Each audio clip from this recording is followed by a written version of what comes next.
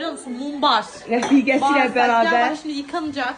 xüsusi yeməklər hazırlayırlar. Bu bağırsaqda. Aynen. Bağırsağın içərisini doldururlar dolma kimi. Evet. Ne kokusu kalır, ne iyi kalır, hiçbir şey kalmır. Tuzladığımız zaman Duzladıkları üçün, mesela üçün biz necə balığı duzluyuruq, onlar da elə bağırsaqlar duzluyorlar ki, kokusu falan kalmasın, Aynen. dadı çok güzel bak olsun. şimdi bak şunun güzelliğine bak. Ay maşallah. Aynen öyle. Hanımdaki həvəsdən Ben istəyirəm. doldururum. Çok sabırlısınız Ben ha. yaptım. Vallahi ben yaptım. Sana hava olsun.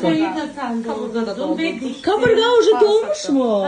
Geciktik mi Doldurduk gör? ya. Ay. Aslı yemeğe. Olsun. Sen de güzel olsun. Çok sağ ol hayatım. Teşekkür ederim. Sen de güzelsin ama köy kızı olmuşsun. Nay nay nay nay nay nay nay. Bu gala daştı gala. Cingılı daştı Bak bir gala. anda Türkçeden Anastasia'yı seni görmüştüm. Aşkım bunun ağzını açabilir miyiz? Evet.